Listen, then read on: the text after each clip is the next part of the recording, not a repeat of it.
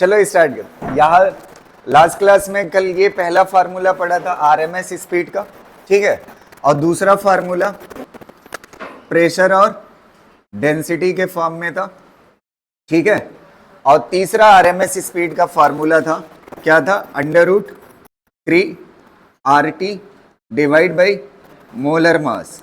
और मैंने आपसे बताया था कि क्वेश्चन को सॉल्व करते वक्त आप क्या करेंगे, यहाँ पे 10⁻³ लेंगे, क्योंकि जो मोलर मास हमारे पास होता है वो ग्राम में होता है, तो इसको बदल लेंगे हम किस में, केजी में, ताकि हमारा आंसर किसके अकॉर्डिंग है, एसआई के अकॉर्डिंग। ये 3 फार्मूले थे। अब इसके बाद एक रिलेशन बताया था मैंने, आप ये पढ़ाया था, pressure is directly proportional to square mean speed, है कि नहीं, और ये डायरेक्टली प्रोपोर्शनल किसके होता है, टेम्परेचर, और टेम्परेचर डायरेक्टली प्रोपोर्शनल होता है किसके, काइनेटिक एनर्जी, ठीक है। अब यहां से एक गलत मीनिंग ना निकालिएगा, काइनेटिक एनर्जी जो गैसियस मॉलिक्यूल के पास होती है वो डायरेक्टली प्रोपोर्शनल प्रेशर के नहीं होती, बल्कि काइनेटिक एनर्जी जो होती है वनली फंक्शन ऑफ टेम्परेचर होती है। और इसके पीछे रीजन भी दिया था मैंने, पीवी इज इक्वल टू क्या होता है, एनआरटी होता है आइडियल गैस के लिए। पीवी इज इक्वल टू क्या होता है, एनआरटी होता है आइडियल गैस के लिए। तो आइडियल गैस के लिए PV is equal to NRT अगर होता है तो एक चीज आप समझिए, मैंने आपको क्या बोला, kinetic energy only function of temperature, समझ आ रही ना। तो एक चीज समझिए, kinetic energy only function of temperature होगी, लेकिन उसके लिए शर्त क्या है, अगर मान लेते हैं वॉल्यूम कांस्टेंट है, वॉल्यूम क्या है, कांस्टेंट, अगर वॉल्यूम कांस्टेंट होगा तो प्रेशर के चेंज होने की वजह से, ये दो टर्म तो फिक्स है, टेम्परेचर क्या होगा, चेंज, तो प्रेशर के चेंज से क्या चीज चेंज होगी, टेम्परेचर चेंज होगी। और अगर आप इसको कांस्टेंट रखते हैं तो वॉल्यूम के चेंज से क्या चीज चेंज होगा, टेम्परेचर चेंज होगा, समझ आ रहे। तो बेसिकली काइनेटिक एनर्जी किसकी वजह से चेंज होगी, टेम्परेचर की वजह से, समझ आ रही ना बात, क्लियर रहेगा ना। तो kinetic energy only function of temperature, समझ आ रही ना बात। अदरवाइज क्या होगा, जितना प्रेशर बढ़ेगा उतना वॉल्यूम क्या हो जाएगा, घट जाएगा, और टेम्परेचर क्या रह जाएगा, कांस्टेंट। अगर टेम्परेचर कांस्टेंट रह गया तो प्रेशर वॉल्यूम चेंज होकर के भी काइनेटिक एनर्जी चेंज नहीं करा सकता। और एक बात सुनिए इंपॉर्टेंट, काइनेटिक एनर्जी से रिलेटेड, अगर कोई गैस है, मतलब 2 गैसेस है और दोनों सेम टेम्परेचर पे रखी हुई है, इस पे रखी हुई है सेम टेम्परेचर, तो टेम्परेचर अगर सेम होगा तो काइनेटिक एनर्जी दोनों की क्या होगी, सेम होगी। काइनेटिक एनर्जी दोनों की क्या होगी, दोनों के पार्टिकल की काइनेटिक एनर्जी सेम होगी, क्योंकि kinetic energy only function of temperature है, और काइनेटिक एनर्जी अगर वनली फंक्शन ऑफ टेम्परेचर है तो सेम टेम्परेचर है ना, अगर टेम्परेचर सेम रह गया तो काइनेटिक एनर्जी क्या होगी, सेम होगी। अब मान लेते हैं उसमें एक गैस ऑक्सीजन है और दूसरी गैस हाइड्रोजन है, 2 गैसेस थी और दोनों सेम टेम्परेचर पे रखी थी, तो दोनों की काइनेटिक एनर्जी क्या होगी, सेम। अब काइनेटिक एनर्जी सेम होने का बिल्कुल ये मतलब नहीं है कि उसकी स्पीड भी सेम होगी। काइनेटिक एनर्जी किससे बनती है, काइनेटिक एनर्जी क्या होती है, ½ mv², ये होता है ना, तो ½ mv² होता है, जिसका मास कम होगा उसकी वेलोसिटी ज्यादा होगी, और जिसका मास ज्यादा होगा उसकी वेलोसिटी, क्योंकि सेम टेम्परेचर पे काइनेटिक एनर्जी क्या रखना है, सेम रखना है। तो काइनेटिक एनर्जी सेम रखने के लिए अगर किसी का मास कम है तो उसकी वेलोसिटी क्या होगी, हाइड्रोजन का मास क्या है, ऑक्सीजन के कंपैरिजन कम है, समझ आ रहे। तो स्पीड दोनों की क्या हो सकती है, अलग अलग हो सकती है। जो हल्का होगा वो तेजी से चले, रियल लाइफ में भी होता है, भारी आदमी कहां तेजी से भाग पाएगा, है कि नहीं, तो भारी कैसा चलेगा, स्लो, लेकिन काइनेटिक एनर्जी क्या होगी, सेम होगी। ये बातें क्लियर रहेगी, समझ आ रही ना बात। तो ये चीज हो गई काइनेटिक एनर्जी से रिलेटेड। अब मैंने आपसे बोला था कि इस पे क्वेश्चन उधार है हमारे ऊपर, इसको हम सबसे पहले करा देते हैं, ठीक है। सबसे पहले आ जाइए इस पे, पहला question, calculate the RMS speed of nitrogen eight STP, the density of nitrogen is इतना, आरएमएस स्पीड पूछा है और डेंसिटी दी हुई है, तो C इज इक्वल टू कौन सा फार्मूला लगेगा, √3P/ρ ना। समझ आ रही ना बात।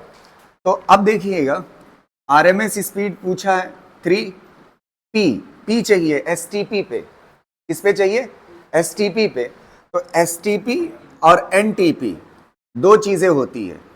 एनटीपी ध्यान से सुनिएगा, एसटीपी मतलब स्टैंडर्ड टेम्परेचर प्रेशर और एनटीपी मतलब नॉर्मल टेम्परेचर प्रेशर। तो स्टैंडर्ड हमारे हाथ में था बनाना, स्टैंडर्ड हमारे हाथ में था बनाना। तो अगर हमारे हाथ में था बनाना तो हमने क्या किया, इसको 273 केल्विन माना, स्टैंडर्ड कितना 273 केल्विन। समझ आ रही ना बात। या फिर 0 डिग्री सेंटीग्रेड भी बोल सकते हो। 0 डिग्री सेंटीग्रेड को जब केल्विन में बदलोगे तो 273 ऐड कर दोगे। समझ आ रही ना बात। ये स्टैंडर्ड टेम्परेचर है। और normal temperature normally room temperature होता है। नॉर्मली कितना होता है, रूम टेम्परेचर होता है। तो रूम टेम्परेचर लगभग 25 लिया जाता है। कितना लिया जाता है, 25 नॉर्मली। तो 25 प्लस 273 कितना हो जाएगा, कितना हो जाएगा 298 केल्विन। समझ आ रहे। और प्रेशर देखो 1 इंटू 10⁵ पास्कल, और इसमें भी कितना लिया जाता है, लगभग वही लिया जाता है, कोई खास फर्क नहीं होता। टेम्परेचर में फर्क होता है थोड़ा सा। किसमें फर्क होता है, टेम्परेचर में। तो अब आप देखिए एसटीपी पे प्रेशर कितना लेंगे, 1 into 10⁵ divide by density. Density कितना दिया हुआ है 1.25। बस आप सॉल्व कर लोगे, आंसर आ जाएगा। ठीक है।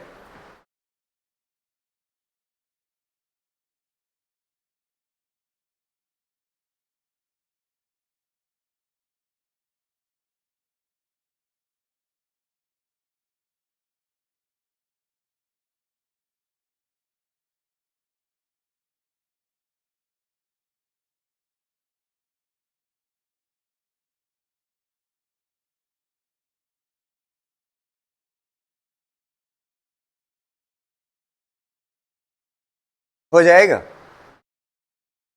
ठीक है।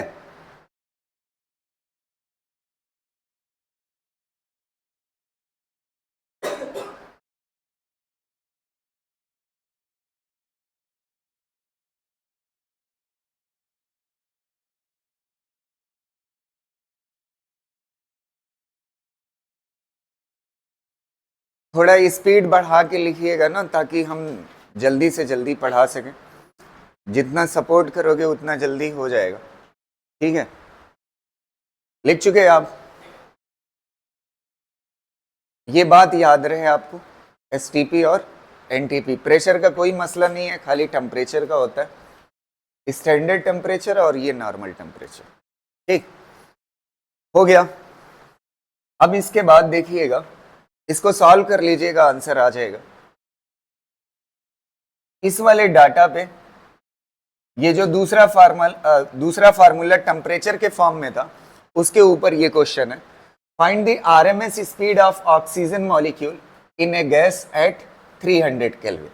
तो टेम्परेचर के फॉर्म में आरएमएस स्पीड का फार्मूला क्या है, C इज इक्वल टू √3 क्या था, C is equal to √3 RT by molar mass into 10⁻³ 3 R की वैल्यू SI यूनिट में कल मैंने लिखी थी बोर्ड पे 8.314 होती है। समझ आ रहे। तो यहाँ पे कितना हो जाएगा 8.314 इंटू टेम्परेचर कितना 300 kelvin divide by molar mass oxygen का कितना होता है 32 इंटू 10⁻³ कितना -3। ठीक है, आरएमएस स्पीड आ जाएगी। और एक केटीजी में गलती, पूरे थर्मो और केटीजी में एक बात सुन लीजिए, जब कभी आपको टेम्परेचर डिफरेंस रखना हो, सुन लीजिए ध्यान से, अगर कहीं पे आपको टेम्परेचर डिफरेंस पुट करना है तो टेम्परेचर डिफरेंस लिखते वक्त T2 - T1 होता है ना। तो आप डिग्री सेंटीग्रेड में लीजिए या केल्विन में लीजिए, आंसर में कोई फर्क नहीं आएगा अगर आपको टेम्परेचर डिफरेंस लिखना हो। लेकिन अगर टेम्परेचर चाहिए होगा तो हर जगह आपको किस में पुट करना है, केल्विन में। अगर डिग्री सेंटीग्रेड में पुट करोगे तो आपका आंसर चला जाएगा। समझ आ रही ना बात? खाली डिफरेंस में क्या करना है, चाहे डिग्री सेंटीग्रेड में रख दो चाहे केल्विन में, कोई फर्क नहीं पड़ेगा। लेकिन जब सिर्फ टेम्परेचर की वैल्यू रखना होगा तो किस में रखोगे, केल्विन में। एक और छोटी सी बात यहां पे मैं बता देता हूं आपको। वो छोटी सी बात क्या है, काइनेटिक एनर्जी डायरेक्टली प्रोपोर्शनल किसके होती है, टेम्परेचर के। तो काइनेटिक एनर्जी कब जीरो होगी, आरएमएस स्पीड कब जीरो होगी किसी पार्टिकल की, जब टेम्परेचर कितना होगा, 0 केल्विन होगा तब। 0 डिग्री सेंटीग्रेड पे नहीं, क्योंकि टेम्परेचर किस में लिया जाता है, केल्विन में लिया जाता है। तो टेम्परेचर अगर केल्विन में लेना है, समझ आया, तो टेम्परेचर जब 0 केल्विन होगा तब काइनेटिक एनर्जी या आरएमएस स्पीड क्या होगी, 0 होगी। समझ पा रहे हो ना? 0 डिग्री सेंटीग्रेड पे नहीं। यहां तक क्लियर रहेगा ना, कर ले जाओगे, ठीक है। तो ये बात याद रहे। और इस टेम्परेचर को कभी कभी एब्सोल्यूट जीरो भी बोलते हैं। क्या बोलते हैं, 0 केल्विन को क्या बोला जाता है, एब्सोल्यूट जीरो, मतलब पूरी तरह से 0। यहां तक क्लियर है? आप कह सकते हो, एक वर्ड यूज कर सकते हैं, जब टेम्परेचर 0 केल्विन होगा, टेम्परेचर कितना होगा, 0 केल्विन होगा, तो पार्टिकल सीजेज इट्स मोशन। सीजेज मतलब चलना क्या कर देगा, बंद कर देगा। और वो टेम्परेचर कौन होता है, 0 केल्विन। क्लियर रहेगा? चलिए अब आगे बात करते हैं। अच्छा, एक चीज आपने देखा होगा, इन दो पे मैंने क्वेश्चन करा दिए ना, इस वाले पे बचा रह गया। ये मॉड्यूल में है ना, खाली वैल्यूज पुट करना, आरएमएस स्पीड निकाल देना। क्वेश्चन है मॉड्यूल में, तो इसको खाली डाटा पुट करना है। तो मैं एक काम करूंगा, आपको 2 ऑप्शन है, या तो मॉड्यूल आपके पास है वहां से सॉल्व कर लीजिए, या तो मैं अभी फोटो भेज दूंगा क्लास के बाद, ठीक है। क्लियर रहेगा ना, एकदम सिंपल है। तो इसमें खाली डाटा पुट करना था। अब आ जाते हैं आगे। ये तीनों बातें क्लियर है? चलो, यहां तक हो जाने के बाद नेक्स्ट हेडिंग डालिएगा।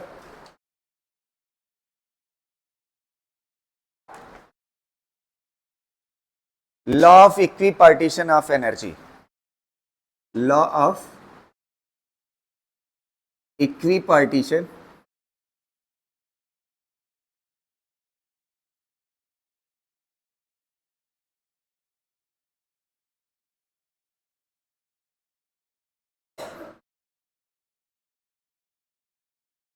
Law of equipartition of energy, ठीक है। इसको सुनिएगा, इसमें एक टर्म आएगा, ठीक है। और वो जो टर्म आएगा, वो जानते हैं क्या टर्म आएगा, डिग्री ऑफ फ्रीडम।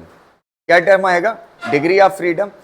1 मिनट के लिए थोड़ा सा, अब काइनेटिक एनर्जी भी टाइम है, रिवाइज कर लेते हैं, ठीक है। देखना ध्यान से, 1 मिनट सुनना। काइनेटिक एनर्जी जब 1 मोल की लिखना होगा, किसकी लिखना होगा, 1 मोल किसी चीज की लिखना होगा, किसी गैस की लिखना होगा, तो कितने के बराबर होगा, 3/2 पीवी। या तो फिर पीवी की जगह पे क्या लिख सकते हो, आरटी लिख सकते हो, क्योंकि पीवी इज इक्वल टू क्या होता है, एनआरटी। एन की वैल्यू 1 होगी तो पीवी की जगह पे क्या लिख सकते हो, आरटी। ये हो गया काइनेटिक एनर्जी 1 मोल के लिए ना। और एक फार्मूला पढ़े हो काइनेटिक एनर्जी किसके लिए, सिंगल पार्टिकल के लिए। सिंगल पार्टिकल के लिए काइनेटिक एनर्जी जो होती है वो कितने के बराबर होती है, 3/2 केबी टी। केबी क्या है, बोल्ट्जमैन कांस्टेंट, और केबी की वैल्यू कितने के बराबर होती है, R divide by Avogadro number ना। यहां तक क्लियर है? अब देखिएगा, यहां तक हो जाने के बाद सबसे इंपॉर्टेंट बात यह है, यहां पे एक वर्ड आएगा डिग्री ऑफ फ्रीडम। तो जब यहां पे 1 मोल की काइनेटिक एनर्जी, हकीकत में जो फार्मूला होता है ओरिजिनल, वो काइनेटिक एनर्जी का ओरिजिनल फार्मूला जो होता है वो ये होता है, degree of freedom divide by 2 RT होता है ना। यहां पे 3 की जगह पे क्या है, F, और F क्या है, डिग्री ऑफ फ्रीडम। और जब आपको सिंगल पार्टिकल की काइनेटिक एनर्जी लिखनी होगी, सिंगल पार्टिकल की, तो कितना हो जाएगा, कितना हो जाएगा, F डिवाइड बाई 2 kBT। यहां तक कोई दिक्कत नहीं ना। यहां पे जहां पे 3 है वहां पे क्या आ जाएगा, F आ जाएगा। और F है क्या, F है क्या, डिग्री ऑफ फ्रीडम। अब डिग्री ऑफ फ्रीडम होता क्या है, डिग्री ऑफ फ्रीडम, वर्ड से पता चल रहा होगा डिग्री ऑफ फ्रीडम का मतलब क्या होता है।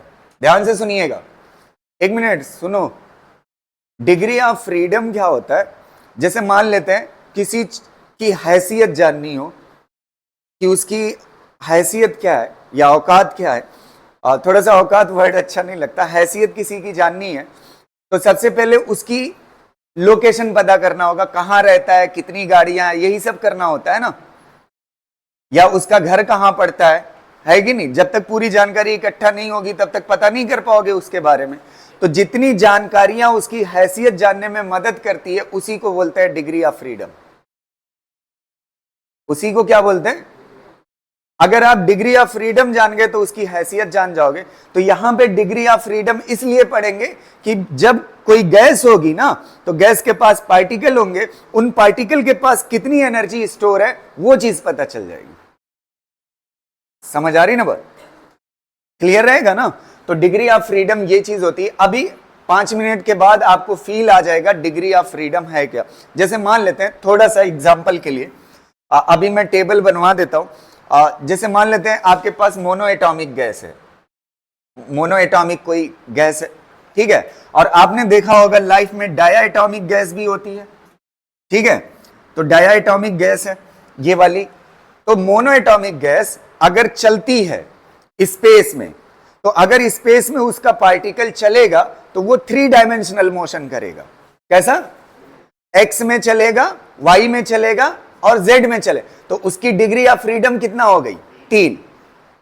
उसकी डिग्री ऑफ फ्रीडम कितना हो गई, 3।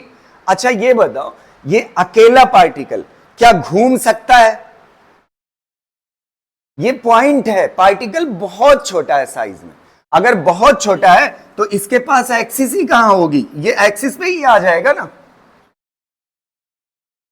आप सोचो, थोड़ा सा ऐसे फील करो, कोई ये बड़ी पेन है ना, बड़ी पेन को ऐसे घुमा सकता हूं, इसकी साइज छोटी करते जाओ, छोटी करते जाओ, एक टाइम आएगा पॉइंट जैसा हो जाएगा, तो इस एक्सिस पे आ जाएगा, ये घूम पाएगा। मतलब इसके पास सिर्फ कौन सा मोशन है, ट्रांसलेशन। ट्रांसलेशन मतलब चलना, लीनियर चलना। तो इसका डिग्री ऑफ फ्रीडम कितना हो गया, 3 हो गया। डिग्री ऑफ फ्रीडम कितना हो गया, 3। अच्छा इसके पास क्या है, अच्छा ये जब चलेगा तो 3 डायमेंशन में चलेगा। तो 3 किसकी वजह से है डिग्री ऑफ फ्रीडम, 3 किसकी वजह से, चलने की वजह से। किसकी वजह से, और 2 और हो सकता है, 2 किसकी वजह से, रोटेशन की।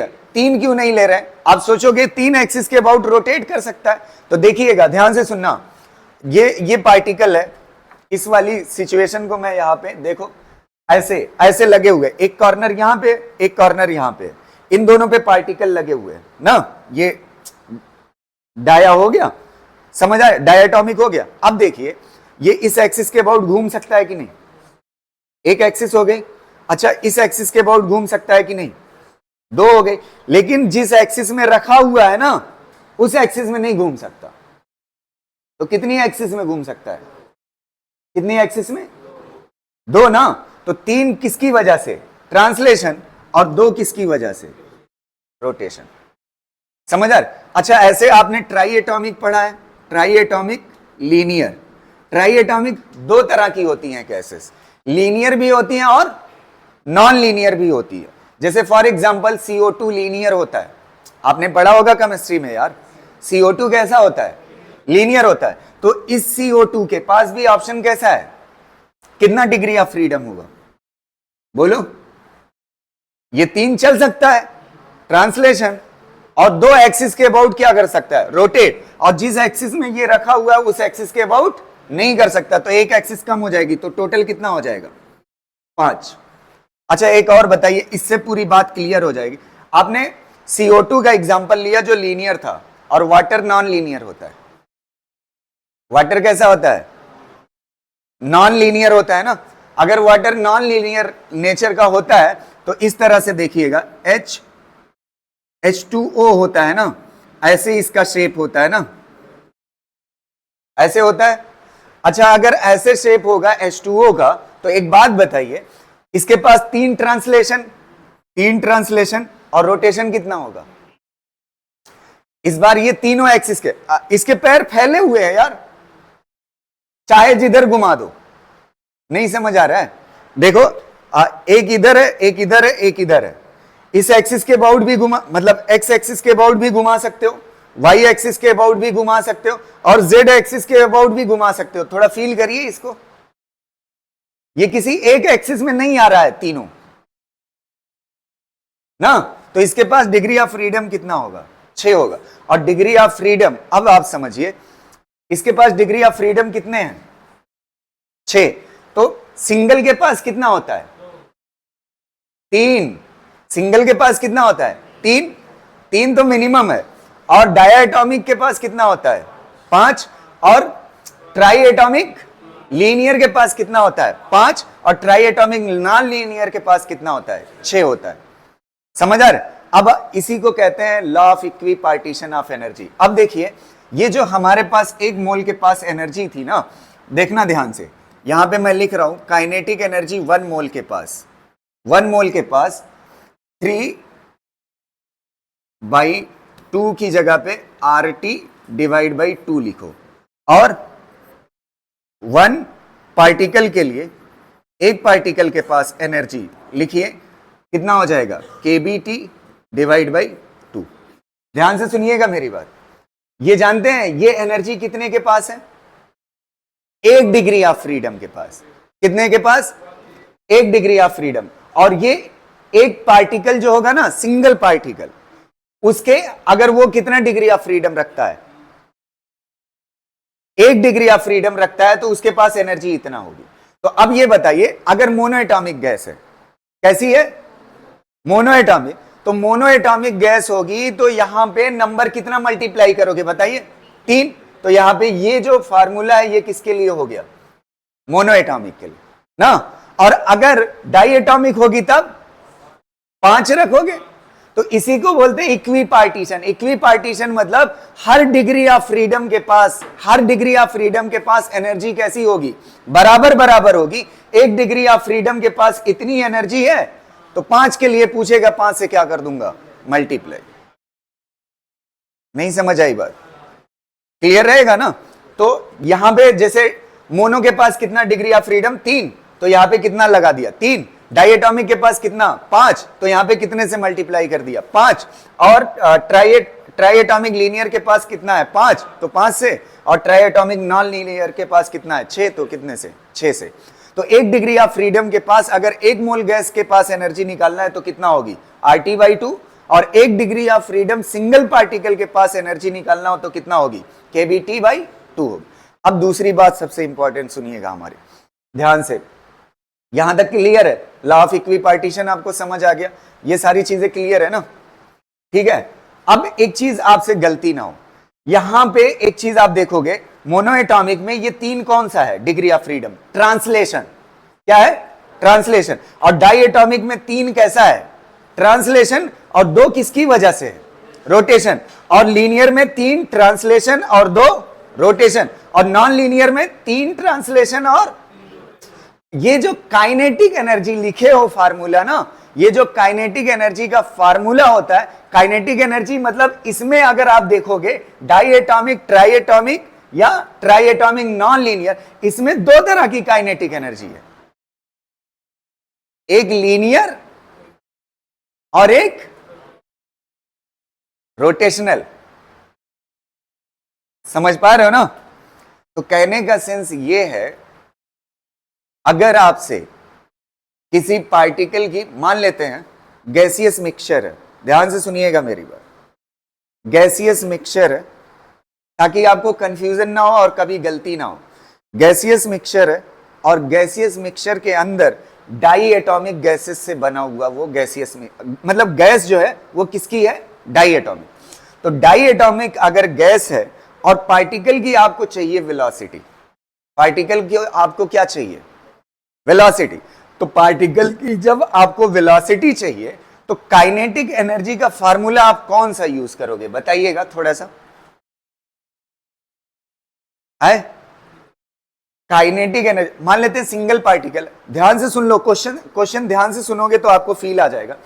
मान लेते हैं गैस है, गैस में जो गैस भरी हुई है वो किससे बनी हुई है, डाई एटॉमिक। डाई एटॉमिक के एक पार्टिकल के पास वेलोसिटी क्या है ये मैं जानना चाहता हूं, क्या जानना चाहता हूं, वेलोसिटी। तो वेलोसिटी जो निकलेगी वो काइनेटिक एनर्जी से निकलेगी। अब कुछ बच्चे गलती क्या कर देंगे, काइनेटिक एनर्जी के फार्मूले में डाया एटॉमिक की जो डिग्री ऑफ फ्रीडम होती है वो कितनी होती है, 5। यहां पे काइनेटिक एनर्जी 5 लेकर के सॉल्व कर देंगे, वो यहां पे 5 लेकर के वेलोसिटी निकालना, 5 से नहीं निकलेगा। वेलोसिटी ट्रांसलेशन की वजह से आती है, रोटेशन की वजह से नहीं आती, तो 2 छोड़ना पड़ेगा डिग्री ऑफ फ्रीडम।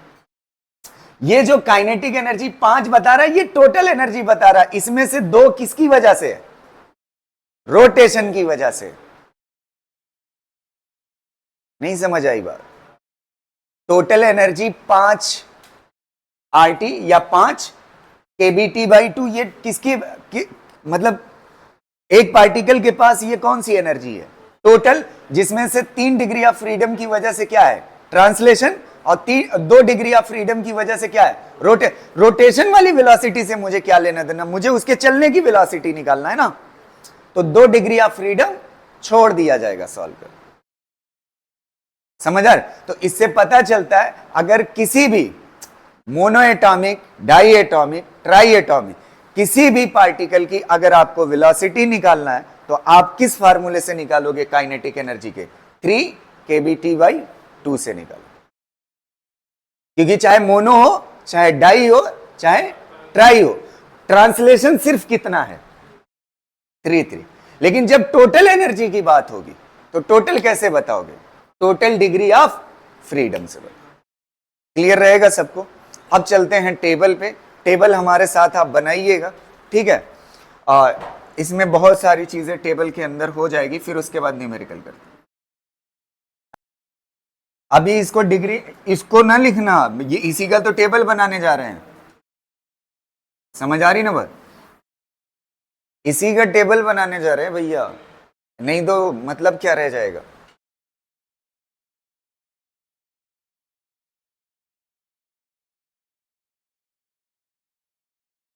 लिख चुके, ठीक है। टेबल बनाइएगा, हॉरिजॉन्टल कॉपी में बनाइएगा। हॉरिजॉन्टल वर्टिकल पता है ना, नहीं पता, जैसे बोर्ड है ये हॉरिजॉन्टल है, ठीक है। अब इसका उल्टा वर्टिकल सोच लो। Types of gas,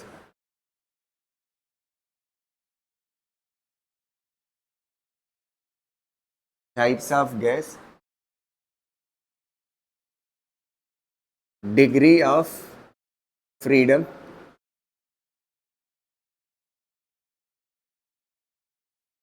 types of motion, types of motion, internal energy of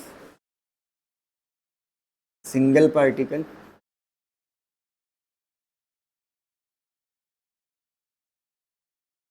internal energy of 1 mole, Cp Cv gamma, joule per mole kelvin, joule per mole kelvin, ठीक है। देखिएगा बढ़िया से।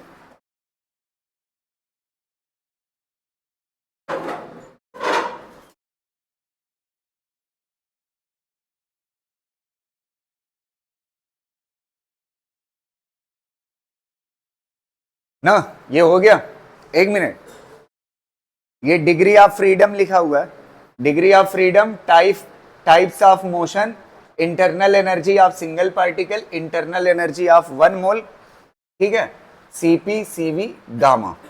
ठीक, ध्यान से सुनिएगा, बढ़िया से समझना इस चीज को। सबसे पहले इंटरनल एनर्जी मतलब टोटल एनर्जी। अच्छा, टोटल एनर्जी जो होती है, टोटल एनर्जी दो चीजों से बनी होती है, kinetic energy plus potential energy. यहां पर इस वाले में केटीजी में दो बातें अभी से आपको याद रहे एकदम क्लियर कट, और इस पे बहुत ज्यादा चांसेस होते हैं क्वेश्चन पूछे जाने के। पोटेंशियल एनर्जी यहां पे नेग्लिजिबल मान लिया है, पोटेंशियल एनर्जी नहीं है। जो भी एनर्जी है टोटल, वो किसकी वजह से है? काइनेटिक की वजह से। पहली बात, पोटेंशियल यहां पे नहीं है, समझ गए? पोटेंशियल एनर्जी कैसी है? यहां पे नहीं है केटीजी के अंदर। और दूसरी चीज, दूसरी सबसे अहम बात ये याद रखना, यहां पे जितनी बातें हम करेंगे वो स्पीड की करेंगे। किसकी करेंगे? स्पीड की। जैसे ये गैसियस मिक्सचर है, अगर गैस के सारे पार्टिकल एक जगह से दूसरी जगह जा रहे हैं चल के, सब रैंडम मोशन कर रहे हैं ना, सब कैसा मोशन कर रहे हैं? रैंडम। वी एवरेज मतलब वेलोसिटी एवरेज। अच्छा, वेलोसिटी कैसे पता चलेगी? वेक्टर लगा दो, ये जीरो होती है, ये क्या होती है? जीरो होती है। तो अगर वेलोसिटी, नेट वेलोसिटी भाई, अच्छा ये बताओ, ये कंटेनर जैसे रखा है वैसे ही है ना? गैस चल रही है क्या? जब कोई चीज चलती है, एक्सीलरेट करती है, तब उसमें मोमेंटम आता है ना। तो गैस तो अपनी जगह पे रुकी हुई है, तो नेट गैस का मूवमेंट है कोई आगे? जहां पे है वहीं पे है ना। तो एवरेज वेलोसिटी क्या होगी? और एवरेज वेलोसिटी की वजह से मोमेंटम कैसी क्वांटिटी होती है? मोमेंटम क्या होता है? Mass into velocity. अगर एवरेज वेलोसिटी जीरो है तो मोमेंटम भी क्या होगा? जीरो। तो यहां पे जो भी बातें कर रहे हैं हम, स्पीड की बात कर रहे हैं, वेलोसिटी की बात नहीं कर रहे। समझ आ रही ना? तो यहां पे पोटेंशियल एनर्जी नहीं होगा, और यहां पे क्या चीज नहीं होगा? वेलोसिटी एवरेज क्या होगी? गैस की जीरो होगी, और वेलोसिटी अगर जीरो होगी तो मोमेंटम जीरो। ये बात कहीं कोने में लिख लीजिएगा, ठीक है? अभी मैं 2-3 क्वेश्चन में दिखेगा वो चीज, इसलिए मैं अपनी तरफ से नहीं लिखा रहा हूं, आपके लिए कह रहा हूं कि लिख लीजिए ताकि आप आंसर दे सके उन सबका। यहां तक क्लियर है ना? चलिए, अब एक बात समझिए, जो टोटल काइनेटिक एनर्जी होगी वही क्या कहलाएगी? टोटल काइनेटिक एनर्जी क्या कहलाएगी? Internal energy. अरे टोटल एनर्जी बराबर होती है किसके? काइनेटिक पोटेंशियल की तो बात ही नहीं करना है। और यही टोटल एनर्जी क्या कहलाएगी? इंटरनल एनर्जी, जो सिस्टम के अंदर क्या है? स्टोर्ड है। समझ आ रहे? तो अब ये बताइए, टाइप्स ऑफ गैस, पहले मोनो एटॉमिक देख लो। कैसी देख लो? Monoatomic. Monoatomic gas के पास डिग्री ऑफ फ्रीडम कितना होगा? 3। और तीनों कैसे होंगे? ट्रांसलेशन 3। अच्छा, टी लिख देता हूं, समझ जाओगे ना। तीनों कैसा होगा? Translation. Internal energy of single particle, इसके पास डिग्री ऑफ फ्रीडम 3 है ना, तो डिग्री ऑफ, एक डिग्री ऑफ फ्रीडम के पास एनर्जी कितना होती है? kBT डिवाइड बाई कितना होती है? कितना होती है? 2। तो कितना है डिग्री ऑफ फ्रीडम? 3। तो 3 से क्या कर दोगे? मल्टीप्लाई। ये हो गया। अच्छा, इंटरनल एनर्जी ऑफ 1 मोल, तो यहां पे कितना हो जाएगा? 3/2। के की जगह पे क्या हो जाएगा? RT। अब देखो CP क्या होता है और CV क्या होता है, ध्यान से सुनना। CP जो है ना, ये वाली चीज है, सॉरी ये वाली चीज क्या है? टेम्परेचर को छोड़ करके, जो इंटरनल एनर्जी के फार्मूले में इंटरनल एनर्जी जो 1 मोल की होगी ना, टेम्परेचर को छोड़ करके जो बचा हुआ टर्म है वो क्या कहलाता है? CV कहलाता है। 3/2R। नहीं समझ आई बात? टेम्परेचर को छोड़कर। अब एक चीज मैं आपको बताऊं, सीवी की यूनिट देखिए क्या है? Joule per mole kelvin. एक बार मैं समझा चुका हूं एक जगह, ये दोबारा मैं बता रहा हूं, समझ आ रही ना बात? ध्यान से देखना, कोई चीज 1 मोल हो, कितना हो, 1 मोल हो, और उसका टेम्परेचर कितना चेंज कराइए, 1 केल्विन। 1 केल्विन टेम्परेचर चेंज कराने के लिए जितना एनर्जी की जरूरत होगी उसे क्या बोलते हैं, सीवी बोलते हैं। कोई चीज कितना हो यार, 1 मोल, उसका टेम्परेचर कितना चेंज कराओ, 1 केल्विन। इतना काम करने के लिए जितना एनर्जी की जरूरत पड़ेगी या जितना एनर्जी अपने अंदर रखेगी वो क्या कहलाती है, सीवी कहलाती है। और वॉल्यूम कैसा रहना चाहिए, कांस्टेंट। जब ये काम कर रहे हो वॉल्यूम कैसा रहना चाहिए, इसको क्या बोलते हैं, सीवी को heat capacity at constant volume, molar heat capacity at constant volume ना। ऐसे ही ये सीपी है, सीपी क्या होता है, molar heat capacity at constant pressure. कोई चीज कांस्टेंट प्रेशर पे लीजिए, इसका ये कितना होना चाहिए, 1 मोल। कितना होना चाहिए, 1 मोल। उसका टेम्परेचर कितना बढ़ाइए, 1 केल्विन। ये काम करने के लिए जितना हीट की जरूरत पड़ेगी उसे क्या बोलेंगे, सीपी। क्या बोलेंगे, सीपी।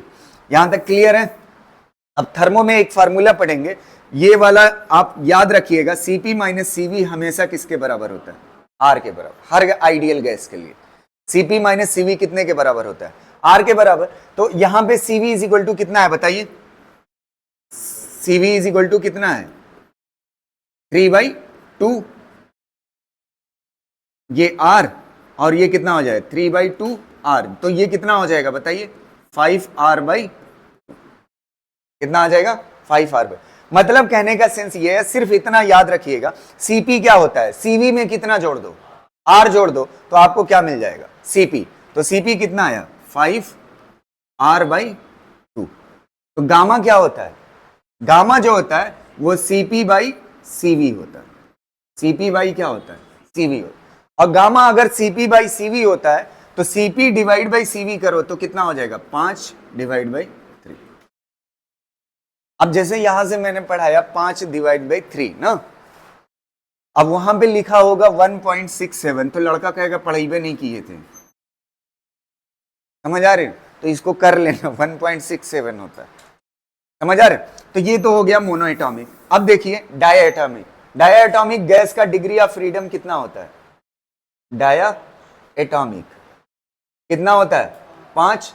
5 में से क्या है, 3 ट्रांसलेशन प्लस 2 रोटेशन।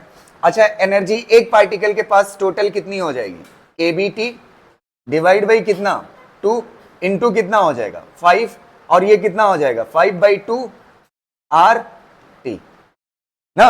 अब देखो ये जो इंटरनल एनर्जी 1 मोल की है ना, इसमें से टेम्परेचर को क्या कर दो, हटा दो, बचेगा क्या, ये CV। तो ये कितना हो जाएगा, 5/2 R, और इसमें R जोड़ दो तो क्या मिल जाएगा, CP। तो ये कितना हो जाएगा, 7R/2।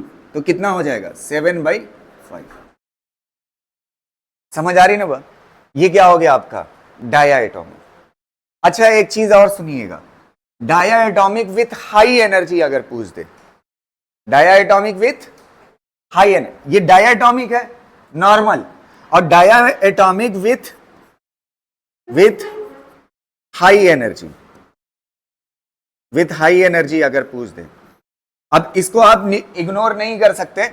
एनसीईआरटी में जब अगला वाला इसके बाद पढ़ाऊंगा ना, वो एनसीईआरटी का टॉपिक है, उसमें जिक्र है, लेकिन बोल दिया जाता है कि नहीं आता है, मतलब सिलेबस में नहीं है। एनसीईआरटी में लिखा हुआ है इसके बारे में, और ऐसे नहीं लिखा हुआ है जैसे मैं लिख रहा हूं, मतलब मेरा पढ़ाने का बताने का तरीका अलग है। अभी आगे पढ़ाऊंगा उसमें वाइब्रेशन लिया जाता है विथ हाई एनर्जी, समझ आ रही ना बात? तो इसमें कोई दिक्कत की बात नहीं है, समझिएगा विथ हाई एनर्जी। अब हाई एनर्जी, अच्छा गैसियस मॉलिक्यूल है ना, गैस के बारे में पढ़ रहे हैं ना केटी जी, तो अगर गैस के बारे में पढ़ रहे हैं तो एक चीज मैं आपको बताऊं, जब विथ हाई एनर्जी हो जाएगा ना, जब बहुत ज्यादा एनर्जी हो जाएगी तो उसमें वाइब्रेशन भी आ जाएगा। क्या आ जाएगा, वाइब्रेशन आ जाए। अच्छा एक बात बताओ, जैसे ये वाइब्रेशन मान लेते हैं, ये एक्स एक्सिस है, एक्स एक्सिस में वाइब्रेशन होगा तो डिग्री ऑफ फ्रीडम कितना लिया जाएगा, 2। कितना लिया जाएगा, क्योंकि ये मीन पोजीशन है ना, मीन पोजीशन से इधर जाता है और मीन पोजीशन से इधर आता है, तो ये दो काम कर रहा है ना, इधर और इधर, तो इसलिए डिग्री ऑफ फ्रीडम कितना लिया जाएगा, एक वाइब्रेशन जब होगा। और अगर वाई एक्सिस में वाइब्रेट करेगा तो 4 यार, अगर एक्स एक्सिस में 2 तो वाई एक्सिस में, मतलब ये एक्स और वाई दोनों मिला करके कितना हो जाएगा 4। और अगर जेड में भी वाइब्रेशन है तो, लेकिन गैस की खासियत ये होती है बहुत ज्यादा ताकत रखेगी तो सिर्फ एक एक्सिस में वाइब्रेट करेगी। अच्छा सॉलिड, जैसे आपको वाइब्रेशन थोड़ा सा फील कराता हूं। आपने जिंदगी में ऐसा देखा होगा, खूब मोटा आदमी हो, और खूब मोटा आदमी हो, ऐसे जाके हल्का छू दो तो क्या होता है, ऐसे ऐसे करेगा, वाइब्रेट करेगा ना, है कि नहीं। तो ऐसे जब कोई पार्टिकल बहुत ज्यादा एनर्जी के साथ होगा, कैसा होगा, बहुत ज्यादा एनर्जी के साथ होगा, तो वो बहुत वाइब्रेट कर सकता है। तो किस डायरेक्शन में, एक डायरेक्शन में, दो डायरेक्शन में नहीं कर। तो एक डायरेक्शन में अगर वाइब्रेट करेगा तो डिग्री ऑफ फ्रीडम कितना हो जाएगा, 7। कितना हो जाएगा, 7। और इसमें कितना क्या क्या है, 3 ट्रांसलेशन, 2 रोटेशन और 2 वाइब्रेशन ना।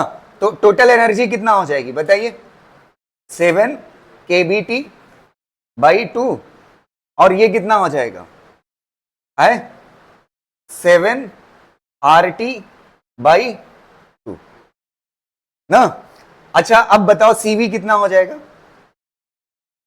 7/2 R, और एक R जोड़ दो तो क्या बन जाएगा CP, तो कितना हो जाएगा 9/2 R, और ये कितने के बराबर हो जाएगा 9/7 ना।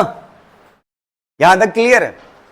अब देखिएगा ट्राई एटॉमिक, ट्राई एटॉमिक, और वो भी कैसा, लीनियर। ट्राई एटॉमिक लीनियर के लिए देख लेते हैं।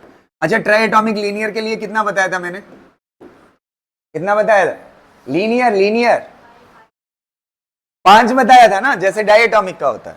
तो कितना हो जाएगा 5। तो सब कुछ कौन सा रिपीट कर दोगे आप, एकदम कॉपी पेस्ट, कौन सा, डायटोमिक वाला। तो ये कितना हो जाएगा 3T प्लस 2R, और ये कितना हो जाएगा 5 kBT बाई 2, और ये कितना हो जाएगा 5 RT बाई 2, CP कितना हो जाएगा 7R बाई 2, और ये कितना हो जाएगा 5R बाई 2, और ये कितना हो जाएगा फाइनल आंसर 7/5। अच्छा with high energy, with high energy, with high energy, अगर विथ हाई एनर्जी बात करोगे ना तो ये वाला रिपीट हो जाएगा। अरे 2 डिग्री ऑफ फ्रीडम बढ़ जाएगा ना, तो 5 से कितना हो जाएगा 7, और ये कितना हो जाएगा 3 ट्रांसलेशन, 2 रोटेशन और 2 वाइब्रेशन, और ये कितना हो जाएगा 7 kBT बाई 2, और ये कितना हो जाएगा 7 RT बाई 2, और ये कितना हो जाएगा 9 R बाई 2, और ये कितना हो जाएगा 7 R बाई 2, और ये रेशियो कितना हो जाएगा 9/7। इतना कॉपी कर लीजिए।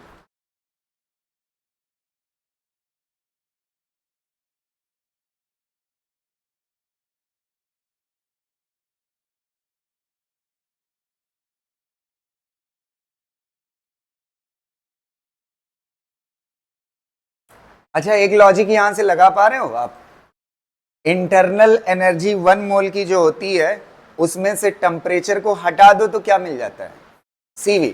तो इससे पता चलता है इंटरनल एनर्जी जो होती है वो क्या होती है CVT होती है, यही होगा ना। इसको थर्मो में बहुत अच्छे से पढ़ाऊंगा, अभी उतनी जानकारी की जरूरत भी नहीं है KTG में, समझ आ रही ना बात।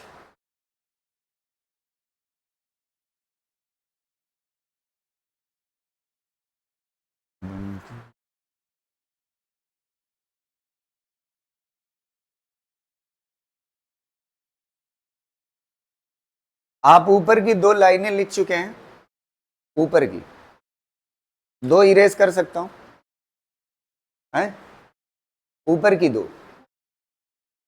हो गया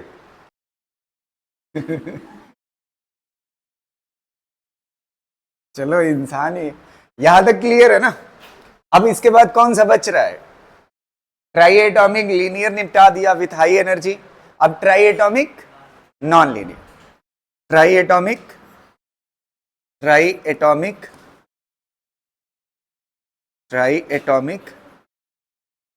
नॉन लीनियर,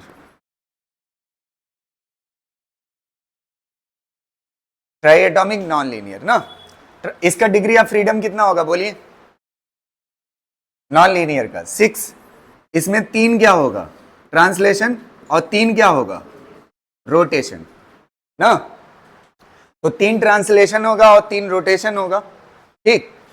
तो अब ये क्या कहते हैं, आपकी कौन सी एनर्जी थी, ये सिंगल पार्टिकल की, सिंगल पार्टिकल की एनर्जी कितना हो जाएगी 6 kBT बाई कितना हो जाएगा 2।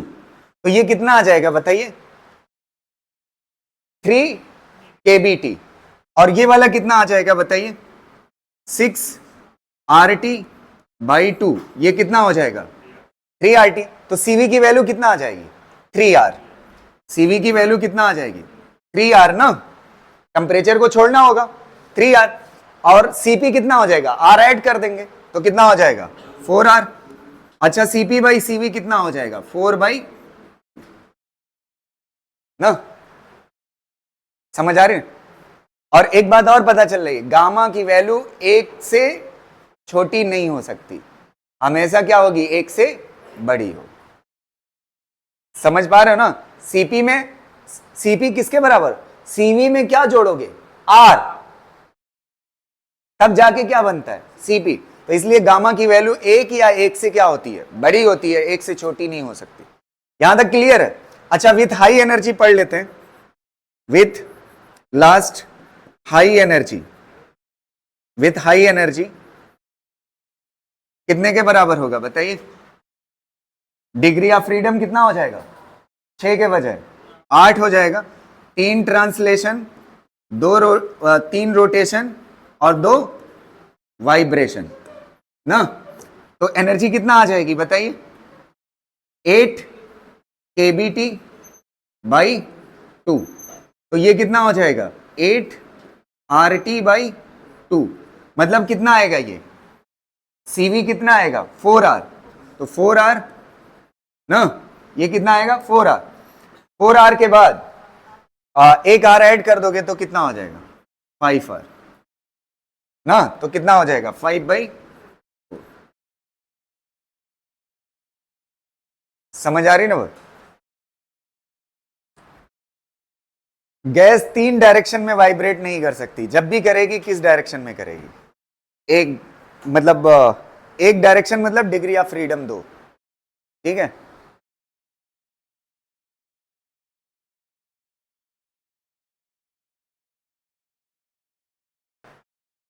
भाई चलो यहां तक हो गया। अगली चीज देखिएगा, हेडिंग डालिए poly atomic gas, poly atomic gas लिख चुके हैं ना। अब यहां पे एक कंफ्यूजन पैदा होगी, ये अगला टॉपिक जो है एनसीईआरटी से है, poly atomic gas, poly atomic gas के बारे में पढ़ेंगे, वो जो सारी चीजें पढ़ी है हमने। एक मिनट मालिक, इधर देखो इस वाले पेज पे,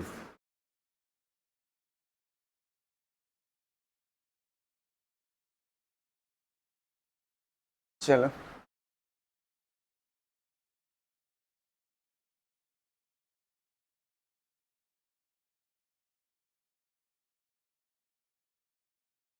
यहां तक क्लियर है ना। अब पॉली एटॉमिक गैस के बारे में पढ़ना है, ठीक है। तो पॉली एटॉमिक, ऐसा नहीं है कि पॉली एटॉमिक हमने पढ़ा नहीं, पॉली एटॉमिक गैस किसे कहते हैं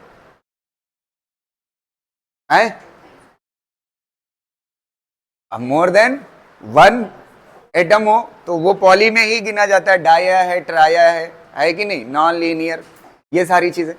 तो थोड़ा सा एनसीईआरटी में ये इक्वेशन दी हुई है इसलिए मैं पढ़ा रहा हूं, ध्यान से सुनिएगा, ठीक है।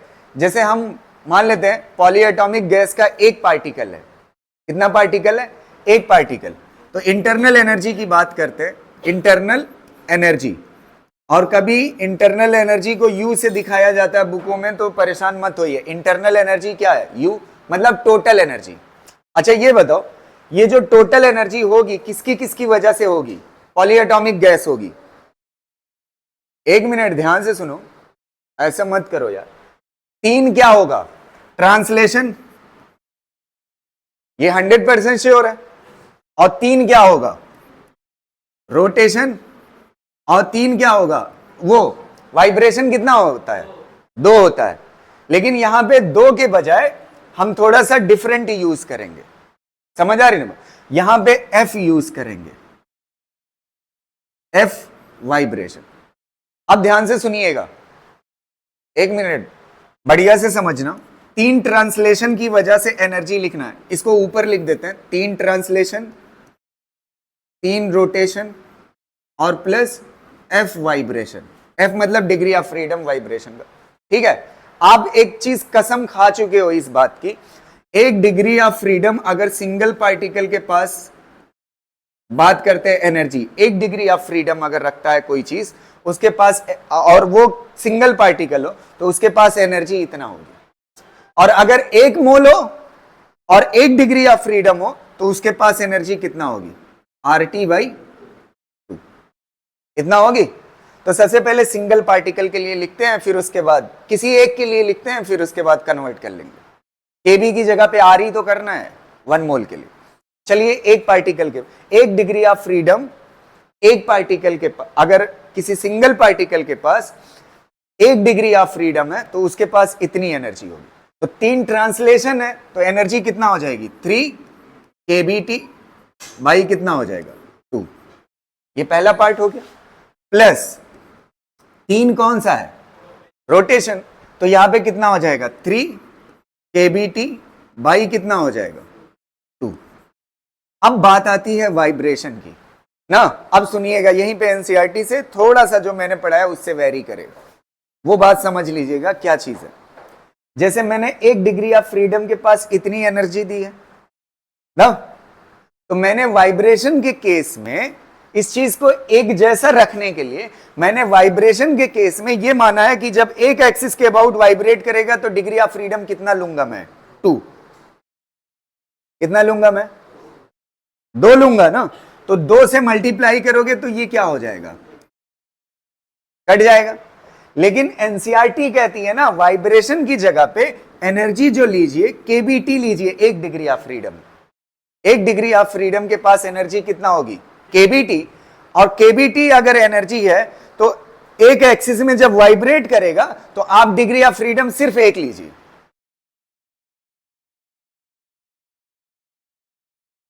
नहीं समझ पाए?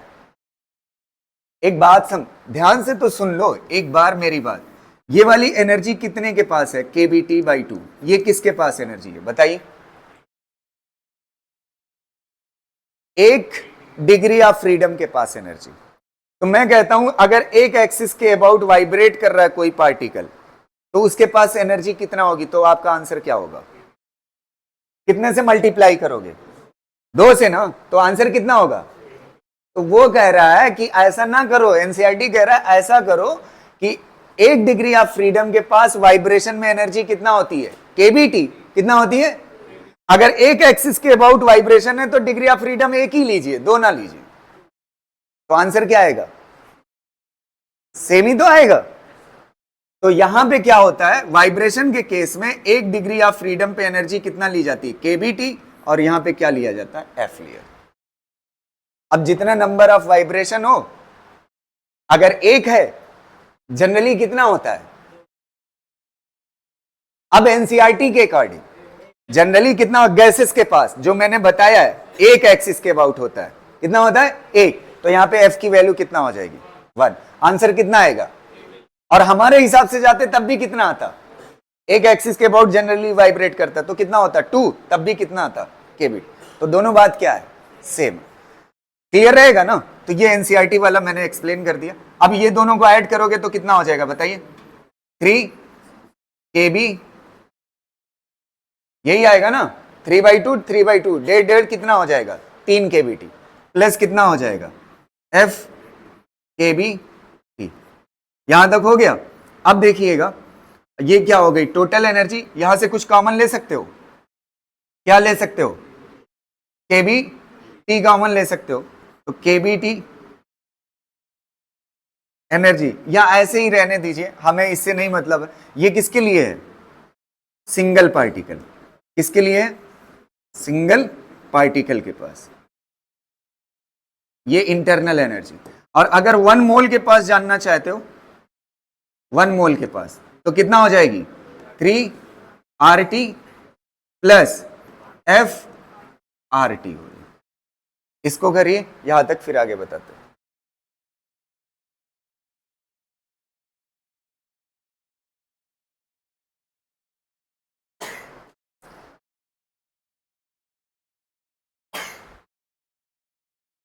या एक इस पार्ट में पूरा निपटा दे तब लिखिए ना, ज्यादा बेहतर होगा। 1 मिनट, इसमें से कॉमन क्या ले सकते हो 1 मोल एनर्जी में, RT कॉमन ले सकते हो, RT कॉमन लो, क्या बचेगा यहां से 3 प्लस F बचेगा ना, यहां तक कोई दिक्कत नहीं। अच्छा ये बताओ, इस T को इधर कर देता हूं मैं, T को, और अलग कलर से लिख देता हूं जानबूझ के, ये T हो जाएगा। अभी वही लिखा हुआ है ना, मैंने किसको कॉमन लिया है R, और किसको लिया है T को, तो बचा कितना यहां से 3, और यहां से कितना बचा F।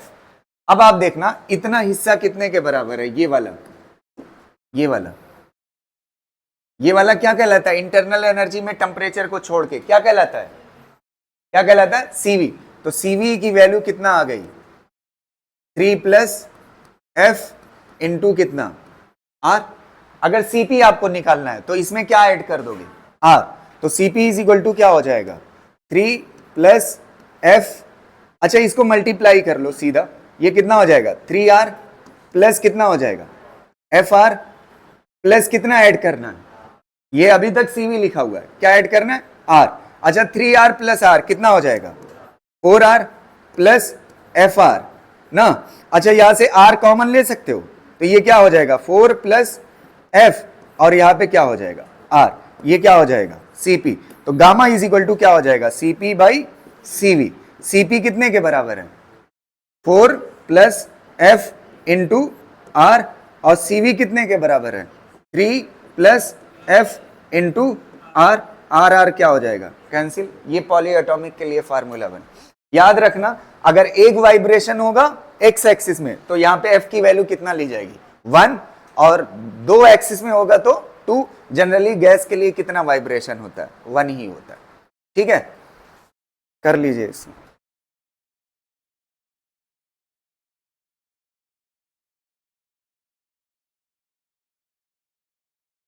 एक बात आपको फील आती है जो मैंने पॉली एटॉमिक का जनरली हम समझते हैं डाया से शुरू हो जाता है ना, लेकिन 1 मिनट, इस फार्मूले को देख करके आपको कुछ फील आ रहा है, 3 ट्रांसलेशन नॉन लीनियर से पॉली एटॉमिक मानना शुरू करता है, ट्राई एटॉमिक नॉन लीनियर, कौन सा ट्राई एटॉमिक, उसी में तो 3 रोटेशन होता है, समझ आ रही ना। अच्छा F की वैल्यू 1 ले लीजिए, एक डायरेक्शन में वाइब्रेशन हो रहा है, तो देखिए लास्ट वाला आंसर मैच कर रहा है कि नहीं नॉन लीनियर वाले से, समझ आ रही ना बात।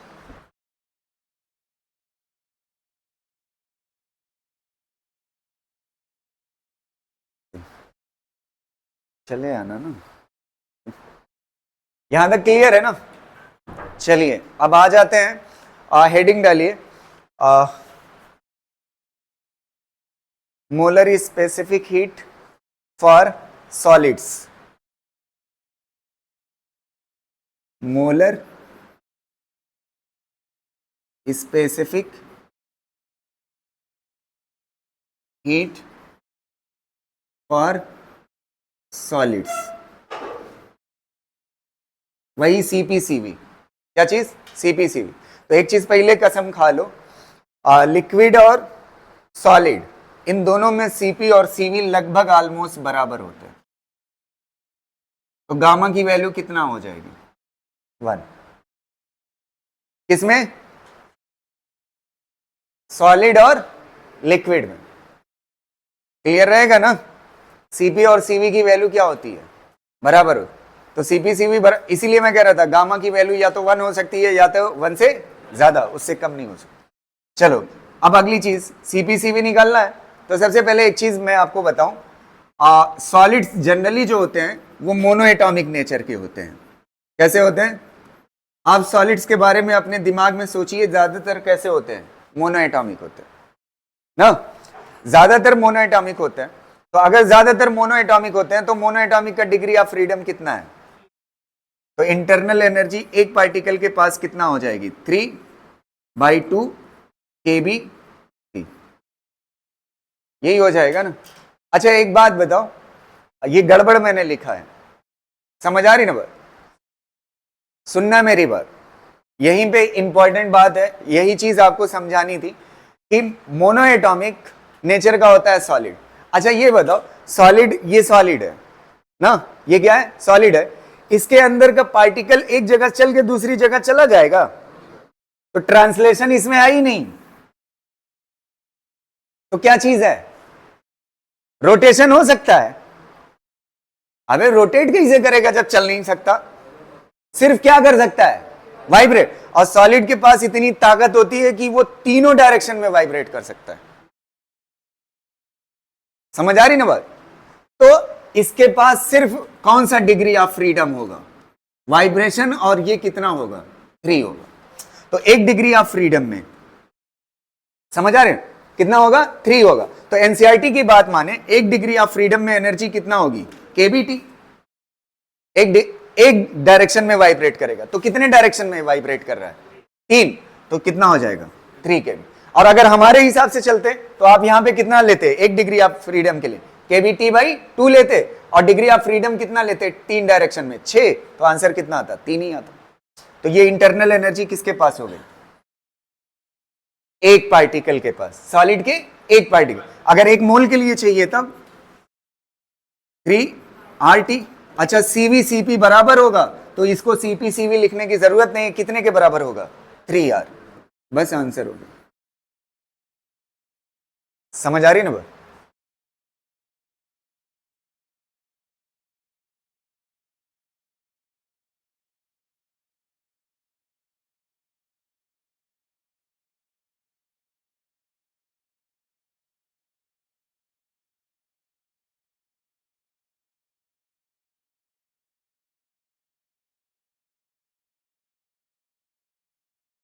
हो गया? ठीक है। अब सेम हेडिंग डालिएगा, molar specific heat for water, for water, for water.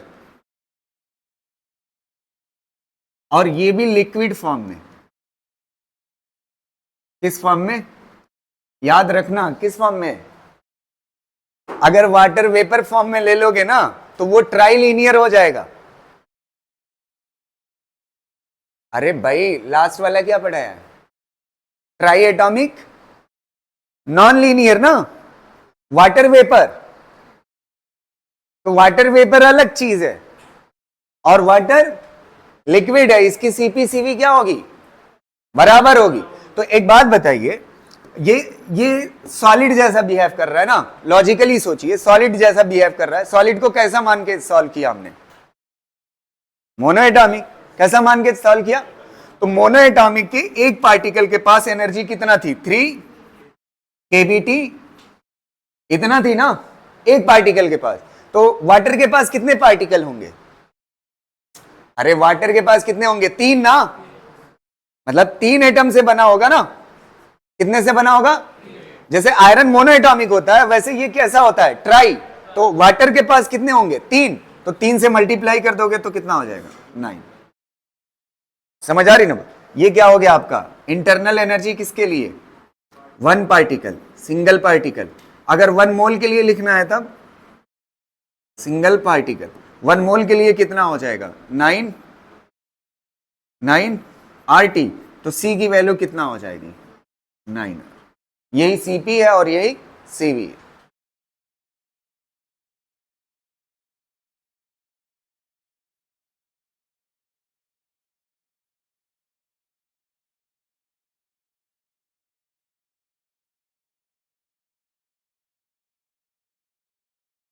अगला देखें।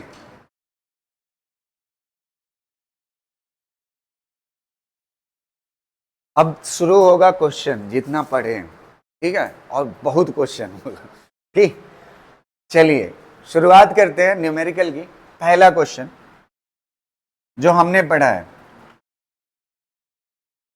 Calculate internal energy of 1 gram of oxygen. सबसे पहले ये पकड़ना है, ऑक्सीजन डाई एटॉमिक है या कैसी है? डाई एटॉमिक ना। तो डाई एटॉमिक के पास एनर्जी कितना होगी? कितना होगी? 5 RT बाई, ये जानते हैं एनर्जी कितने के पास है? ये कितने मोल के पास है? 1 मोल के पास भैया। अरे यार इतना से, यहां पे केबी होता था सिंगल पार्टिकल, आर है तो किसके लिए? तो 1 मोल के लिए नहीं पूछा है, ग्राम में दिया हुआ है ना, मतलब किसके लिए पूछा है? अलग मोल के लिए। तो 1 मोल के पास इतना एनर्जी है तो n मोल के पास कितना होगी? n से क्या कर दोगे? मल्टीप्लाई। 1 मोल के पास इतना है ना, तो n मोल के पास पूछा है तो n से क्या कर दोगे? मल्टीप्लाई। अब आप जानते हो मोल में कैसे कन्वर्ट करते हैं मास को। तो मोल इज इक्वल टू क्या होता है? मास डिवाइड बाई मोलर मास। तो मोलर मास, मास कितना है बताइए? 1। और मोलर मास कितना है ऑक्सीजन का? 32। अच्छा कोई यहां चालाकी में 10⁻³ मत करने लगना, ऊपर ग्राम है तो नीचे भी ग्राम है, कट जाएगा। समझ आ रही ना बात? तो कोई दिक्कत नहीं है। तो यहां पे कितना हो जाएगा? 1/32 इंटू 5। आर की वैल्यू कितना होता है? 8.314। और टेम्परेचर की वैल्यू STP। STP मतलब स्टैंडर्ड। स्टैंडर्ड कितना लिया जाता है? 273। 273 और बाकी डिवाइड बाई 2 कर लो, आंसर आ जाएगा। समझ आ रही ना?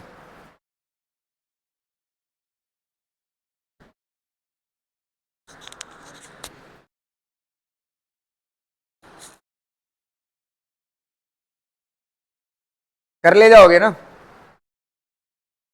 इसमें देखो मोल में कन्वर्ट करना पड़ा है, ग्राम में दिया था, किस में कन्वर्ट करना पड़ा? मोल में। तो हमें 1 मोल के पास एनर्जी पता थी, तो n मोल के पास कितनी होगी? n से क्या कर देंगे? मल्टीप्लाई। अगला देखिएगा, नेक्स्ट क्वेश्चन जो है वो मेरे ख्याल से नीट का आया हुआ क्वेश्चन है, नेक्स्ट वाला, ठीक है।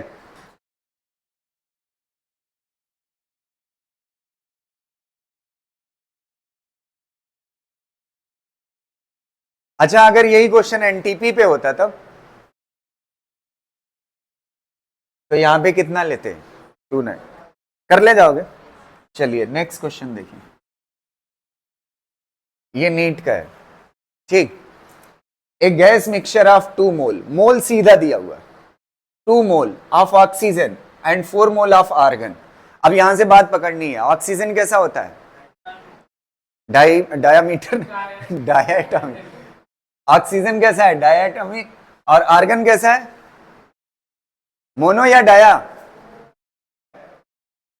अब देखो मिक्स आंसर, मोनो होता है। आर्गन कैसा होता है? Mono atomic. सॉल्व करिए। केमिस्ट्री तुम लोग की ज्यादा अच्छी है का? हाँ मुझे सीखना पड़ेगा थोड़ा बहुत। इसको निकालो, आपसे क्या कह रहा है? The total energy of the system is, total energy, total energy निकालना है ना। टोटल एनर्जी किससे किससे बना हुआ है? डाई एटॉमिक के पास। अच्छा 1 मोल के पास एनर्जी कितना होती है? 5/2 RT ना, 1 मोल के पास। डाई एटॉमिक में 1 मोल के पास इतनी एनर्जी होती है। तो कितना मोल है ऑक्सीजन? तो यहां पे कितना हो जाएगा? 2 से क्या कर दोगे? मल्टीप्लाई। ये ऑक्सीजन के लिए हो गया। प्लस आर्गन कैसा है? Mono atomic. तो मोनो एटॉमिक के पास 1 मोल के पास एनर्जी कितना होती है? 3/2 RT, 1 मोल के पास ना। और कितना मोल दिया हुआ है? 4। तो 4 से क्या कर दोगे? बस इसको सॉल्व करो, 2 से 2 क्या हो जाएगा, कैंसिल, और 2 2 जा तो कितना हो जाएगा 5RT। कहाँ भैया 5RT प्लस 6RT तो कितना हो जाएगा, बस आंसर हो गया। समझ आ रही ना?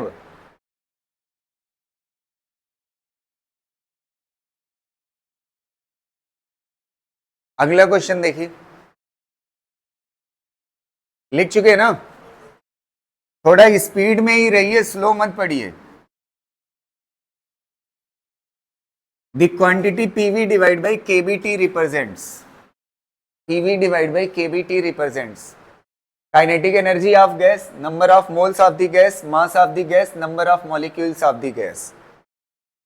तो पीवी इज इक्वल टू क्या होता है, एन आर टी। अच्छा, बोल्ट्जमैन कांस्टेंट लाना है ना मुझे इक्वेशन में, तो बोल्ट्जमैन कांस्टेंट एक ही जुगाड़ हमारे पास है, और वो जुगाड़ क्या है, R divide by N A कितने के बराबर होता है, बोल्ट्जमैन कांस्टेंट ना। तो आर की जगह पे आप क्या लिख सकते हो, PV is equal to N, और यहां पे टी, आर की जगह पे क्या हो जाएगा बताइए, आर की जगह पे क्या हो जाएगा के बी, और ये क्या हो जाएगा एन ए। अच्छा, पीवी बाई क्या चाहिए, पीवी बाई क्या चाहिए, केबीटी, केबी ले लो और टी ले लो, तो इधर आ जाएगा केबीटी, और इधर क्या बचेगा बताइए, N into N A. N into N A क्या कहलाता है, क्या कल पढ़ाया हूं, एन क्या है, मोल। मान लेते हैं 4 मोल है, तो 4 मोल इंटू एवोगाड्रो नंबर से मल्टीप्लाई, तो 1 मोल में कितने पार्टिकल होते हैं वो एवोगाड्रो नंबर है, तो 4 मोल में कितने पार्टिकल होंगे, 4 से मल्टीप्लाई करोगे तो 4 मोल के नंबर ऑफ पार्टिकल निकल आएंगे। तो ये क्या है, नंबर ऑफ, समझ आ रही ना?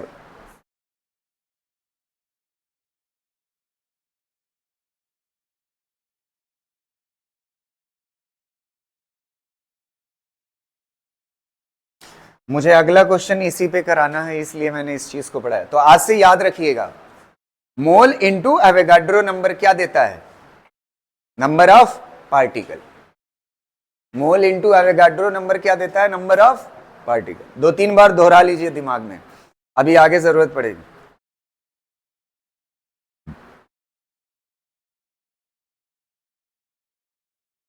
टोटल नंबर ऑफ पार्टिकल हो गया। अगला देखो, calculate the number of molecule in each cubic metre. Cubic metre मतलब सेंटीमीटर, वो metre cube, cubic metre, metre मतलब metre cube of a gas at 27 degree centigrade. अभी पढ़ा है, नंबर ऑफ मॉलिक्यूल या number of particle is equal to क्या होता है, पीवी डिवाइड बाई क्या, केबीटी ना। पी की वैल्यू कितना दिया हुआ है, 1 एटमॉस्फेयर। 1 एटमॉस्फेयर को किस में बदल लोगे, पास्कल में, तो इंटू 10 टू द पावर कितना कर दो 5 ना। और वॉल्यूम कितना दिया हुआ है, 1 क्यूबिक मीटर ना, 1 मीटर क्यूब, 1 हो गया, डिवाइड बाई टेम्परेचर कितना दिया हुआ है 27 डिग्री। मैंने आपको बताया जहां पे टेम्परेचर की वैल्यू पुट करना हो किस में पुट करोगे, केल्विन में, तो 27 में 273 जोड़ो कितना हो जाएगा 300, और बोल्ट्जमैन की यहां से वैल्यू रख दोगे आंसर आ जाए। बोल्ट्जमैन की वैल्यू आप देख लीजिएगा, ठीक है, या सॉल्व कर लीजिएगा। R divide by N A होता है, आर की वैल्यू कितना होती है 8.314, और एवोगाड्रो नंबर 023 इंटू 20। इसको सॉल्व करोगे बोल्ट्जमैन कांस्टेंट 1.38 समथिंग आएगा, कितना 1.38 10 टू द पावर -23। ये है आपका बोल्ट्जमैन कांस्टेंट। समझ आ रही ना? क्लियर रहेगा, बस यहां पे रख दोगे आंसर आ जाए। इसको 1.4 सॉल्व करते वक्त अप्रॉक्स आंसर ले सकते हो, कोई दिक्कत नहीं है। 1.38 की जगह पे कितना ले लेना, 1.4 ले लेना, तो जल्दी आंसर आ जाएगा।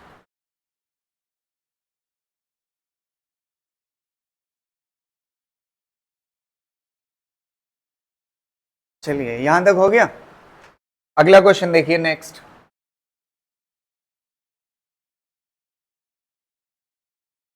ये वाला,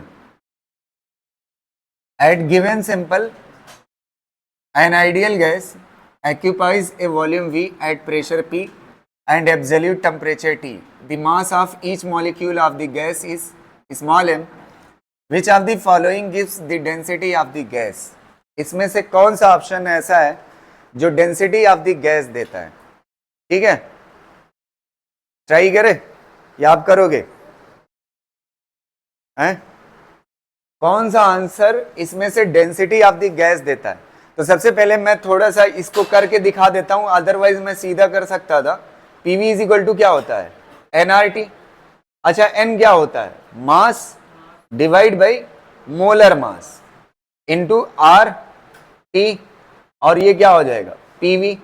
अच्छा, वी को इधर ले आइए, एम को इधर लेके चले जाइए। पी मोलर मास ना, P into molar mass is equal to कितना हो जाएगा? मास डिवाइड बाई क्या हो जाएगा?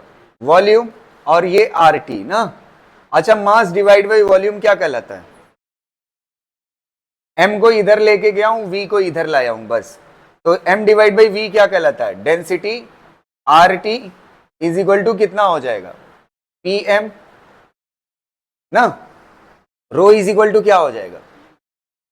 P M by R T. यहां तक कोई दिक्कत?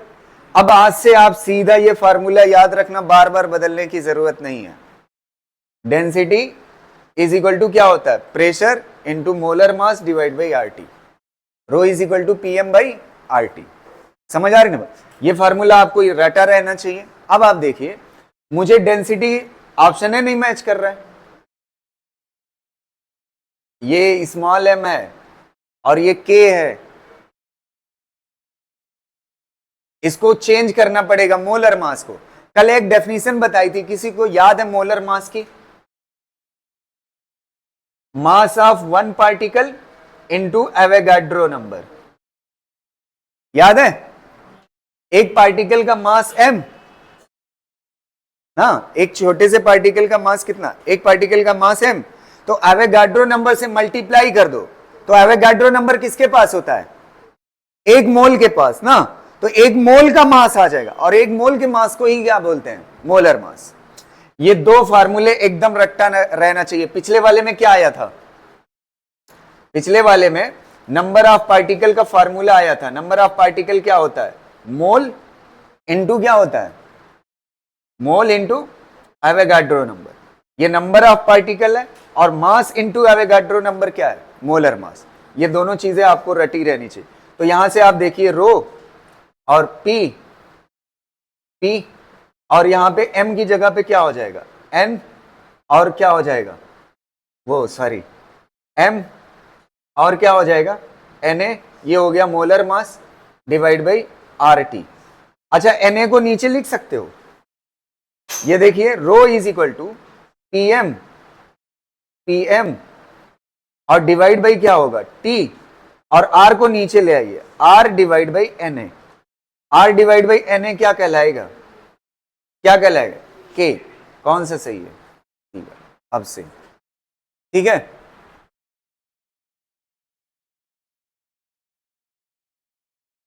क्लियर रहेगा ना?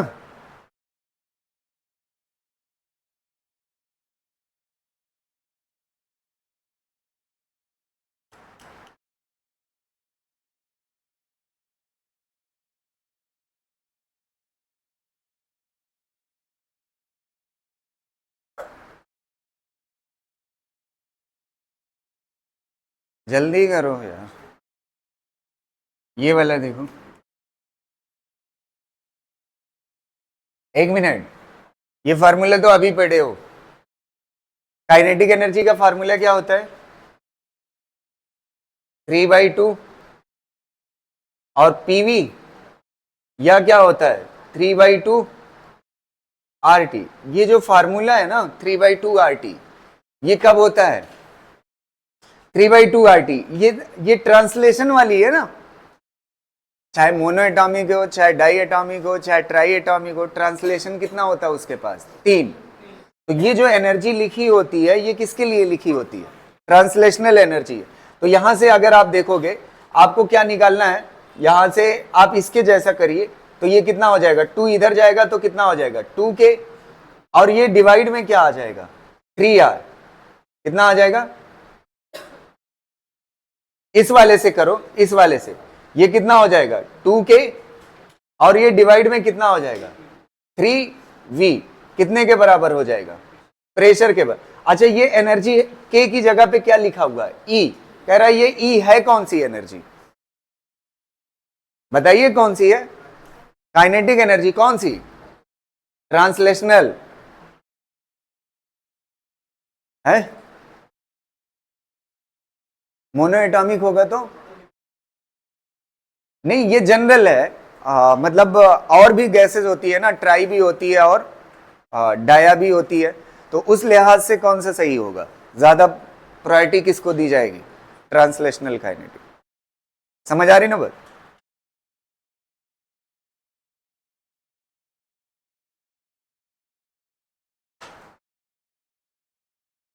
एक मिनट, कुछ लोगों को कंफ्यूजन हो रही है, ये बहुत अच्छे से मैंने क्लैरिफाई किया था कि ये वाला जो फार्मूला होता है काइनेटिक एनर्जी का, ये हर एक पार्टिकल के लिए है, चाहे वो मोनो एटॉमिक हो चाहे वो डाई एटॉमिक हो, क्योंकि ये जो डिग्री ऑफ फ्रीडम 3 ले रहे हो ना, ये डिग्री ऑफ फ्रीडम जो 3 ले रहे हो ना, ये सिर्फ किसके लिए है, ट्रांसलेशन के लिए, इसके लिए। तो इसमें जब आप काइनेटिक एनर्जी की वैल्यू रखोगे तो आपको यहां से वेलोसिटी या जो भी निकालना है निकाल सकते हो। समझ आ रही ना बात। ये तो यहां पे एनर्जी जो होती है वो सिर्फ कौन सी होती है, काइनेटिक एनर्जी कौन सी होती है, ट्रांसलेशन कौन सी होती है। अभी डायाटॉमिक हो तो डायाटॉमिक में k इज इक्वल टू कितना होता है 5/2 RT होता है एक मोल के लिए ना। तो अब इसको RT है ना, RT की जगह पे PV तभी आ सकता है जब 1 मोल हो, कितना हो 1 मोल हो, तो PV is equal to RT तभी आता है। तो यहां पे जब आएगा तो यहां पे मान लेते हैं 1 मोल है, कितना है 1 मोल है, तो PV इज इक्वल टू क्या लिख सकते हो RT, तो K इज इक्वल टू कितना हो जाएगा 5/2 और ये क्या हो जाएगा PV। अब जब सॉल्व करोगे ना, ये K टोटल है यार, समझ आ रही ना बात क्या है। लेकिन जब 3 लिख करके किया होगा तब क्या है ट्रांसलेशन। समझ आ रही ना बात, क्लियर रहेगा। चलिए अब आगे देखते हैं।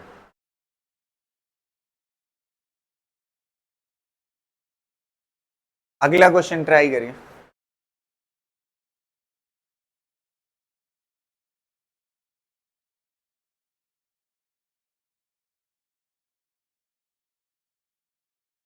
The RMS speed of oxygen at room temperature is about, oxygen की RMS स्पीड इतना है। The RMS speed of hydrogen at room temperature, अच्छा दोनों किस पे हैं, दोनों रूम टेम्परेचर पे। तो RMS स्पीड का जनरल फार्मूला टेम्परेचर के फॉर्म में देखिए 3 RT by m इंटू 10⁻⁻3। अच्छा एक बात बताना, यहां पे ध्यान से सुनना, R कैसी चीज है, कांस्टेंट, और क्या चीज कांस्टेंट है, टेम्परेचर भी, दोनों केस में क्या है रूम टेम्परेचर, टेम्परेचर भी कांस्टेंट। अगर कुछ बदल सकता है तो क्या बदल सकता है, मोलर मास। तो C इज इक्वल टू क्या हो जाएगा K भाई, बाकी सबकी जगह पे K ले लो और ये क्या हो जाएगा M, या ऐसे भी कह सकते हो K डिवाइड बाई √m कर लो, दोनों बातें क्या है सेम। नहीं समझ आई बात, पूरा सब की जगह पे क्या ले लो कांस्टेंट, खाली क्या बचेगा मोलर मास, बाकी चीजें कांस्टेंट है भी। समझ आ रही ना बात। अब इसके बाद देखिए पहले किसके लिए ये इक्वेशन लिखोगे, ऑक्सीजन के लिए, CO2 RMS स्पीड ऑक्सीजन की इज इक्वल टू, अच्छा पहले हाइड्रोजन की लिखो, डिवाइड करने में आसानी होगी। C किसकी, हाइड्रोजन की आरएमएस स्पीड के डिवाइड बाई मोलर मास कितना होता है हाइड्रोजन का? 2। मोलर मास 2 होता है ना, और यही पूछा है। अच्छा, ऑक्सीजन का ये कितना होगा? के, और डिवाइड बाई कितना होगा? √32 होगा, 32 होगा। ऑक्सीजन O2 होता है ना। अब इन दोनों को डिवाइड कर लो, डिवाइड करोगे तो के क्या हो जाएगा? कैंसिल।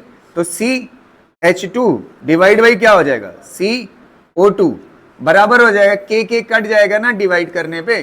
डिवाइड करो, ऊपर 32 डिवाइड बाई √2 कितना आ जाएगा? √16। √16 की वैल्यू कितना आ जाएगी? 4। अच्छा, CH2 चाहिए, और ये 4 इंटू CO2 कितना दिया हुआ है? 500। 500 इंटू 4 कितना हो जाएगा? बस आंसर हो गया।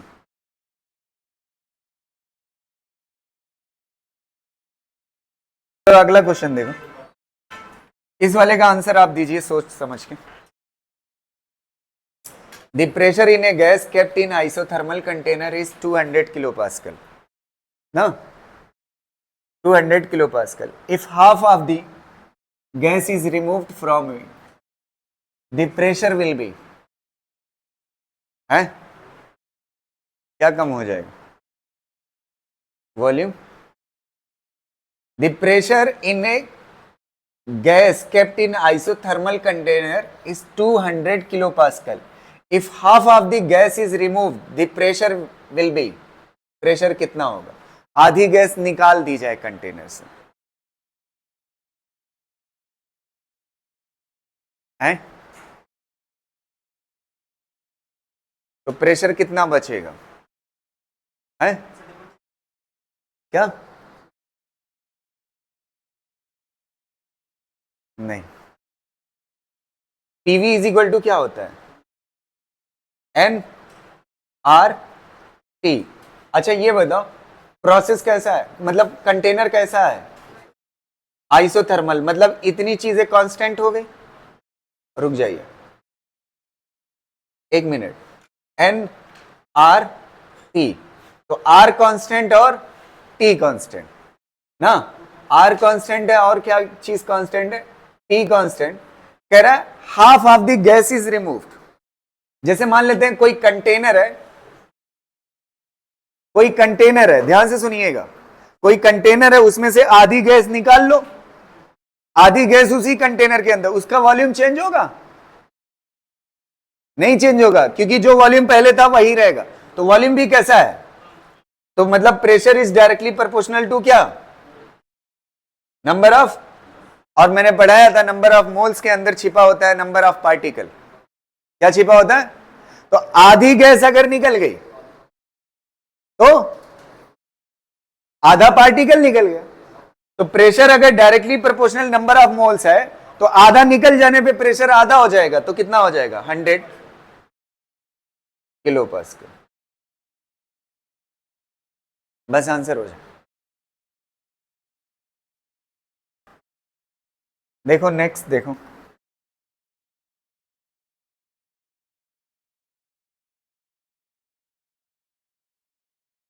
ये क्वेश्चन अच्छा है। The RMS speed of oxygen in A gas is V if the temperature is double and oxygen molecule dissociates, मतलब टेम्परेचर से रिलेटेड केस है, और RMS स्पीड का, तो C इज इक्वल टू कौन सा फार्मूला यूज हो जाएगा? 3RT/m ना, ये वाला फार्मूला यूज करेंगे।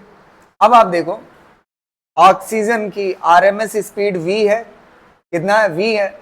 जब temperature, the RMS speed of oxygen in A gas is V if the temperature is double and oxygen dissociates into oxygen atom, the RMS speed. पहले केस में RMS speed कितना है? V, और सब कुछ ऐसे ही है, 3RT और M। दूसरा केस देखिएगा, दूसरे वाले केस में कह रहा है, दूसरे वाले केस में क्या होता है? टेम्परेचर को डबल कर देते हैं। R तो बदलने वाली चीज है नहीं, आर तो वही रहेगा, टेम्परेचर को क्या करते हैं, डबल करते हैं, तो कितना हो जाएगा 2T। और ये जो ऑक्सीजन था ना, पहले O2 था, अब ये टूट के क्या हो गया, O हो गया, तो मोलर मास आधा नहीं हो गया, कितना हो जाएगा M/2 लिखने से बेहतर है कहां लिख लीजिए, ऊपर, और ये स्पीड नहीं आ जाएगी है, हाँ 2 टाइम्स।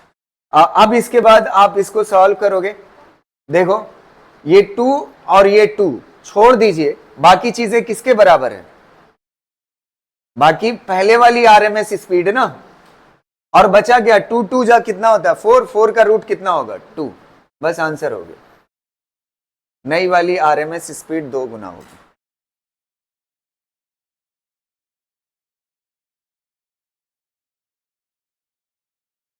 ठीक है, 3 बहुत छोटे छोटे, बस आप जवाब दे दीजिएगा। एक क्वेश्चन जो पहला है वो थोड़ा सा बड़ा है, ये वाला देखिए, The vessel separately contain 2 ideal gases A and B at same temperature, the pressure and same temperature, the pressure of A being twice of B. Under such condition, density A की जो है 1.5 टाइम्स है density B के। Find the ratio of molar mass, इसका ratio पूछ रहा है, molar mass का रेशियो पूछ रहा है।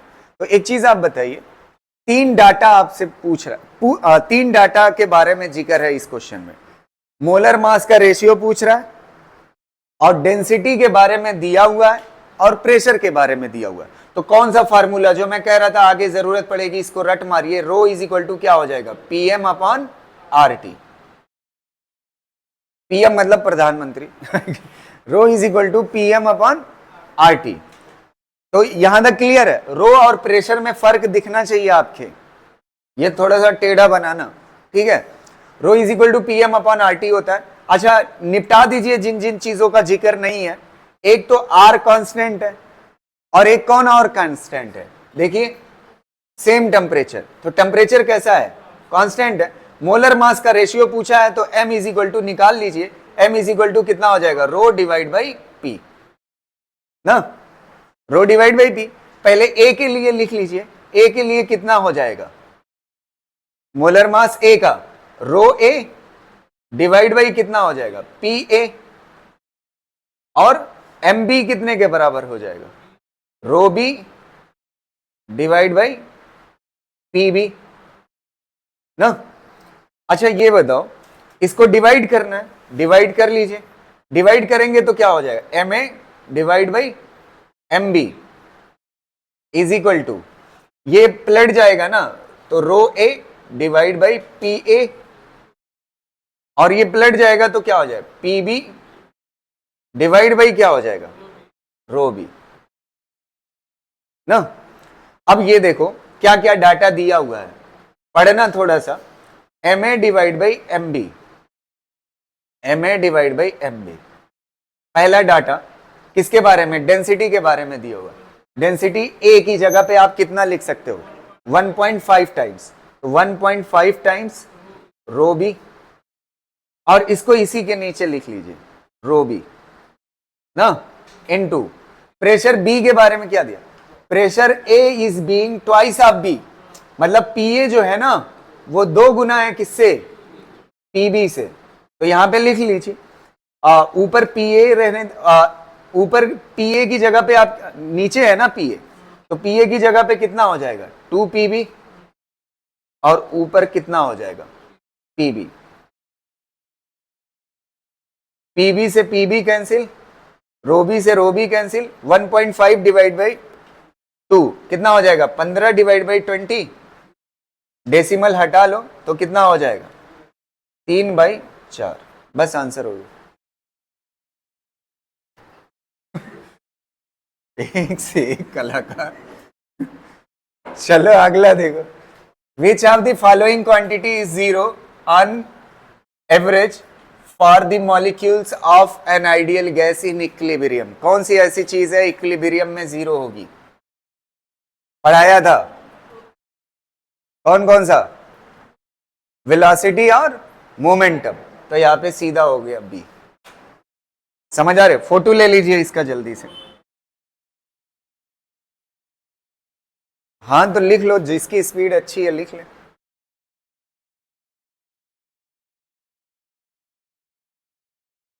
समझ आ रही ना बात? ये बात पढ़ाई थी मैंने।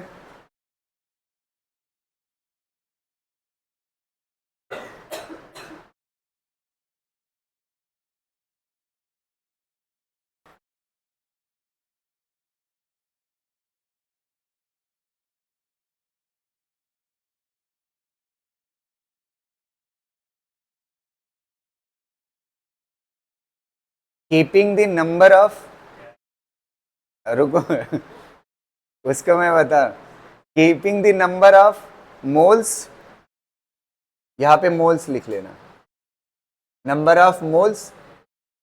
ऐसा नहीं है कि खाली स्थान वाला क्वेश्चन है ठीक है। Keeping the number of moles, volume, temperature same, ये तीन चीजें सेम रखिए।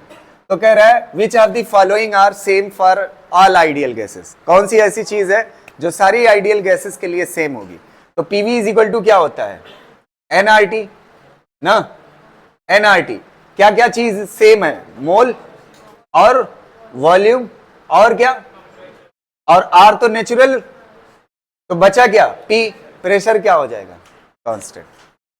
ठीक है, और बाकी नहीं होंगे उसको भी दिखा दें, खाली सुन लो आरएमएस स्पीड में मोलर मास आता है कि नहीं, आरएमएस स्पीड में मोलर मास आता है।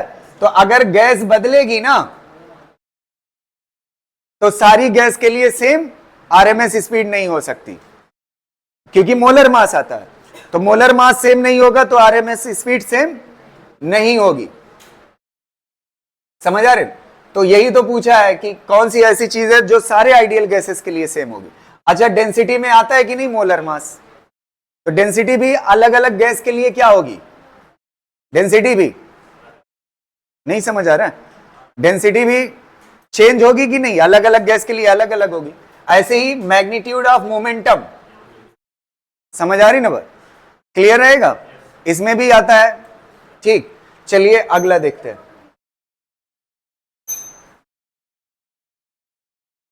फोटो ले ले, बस लास्ट क्वेश्चन है।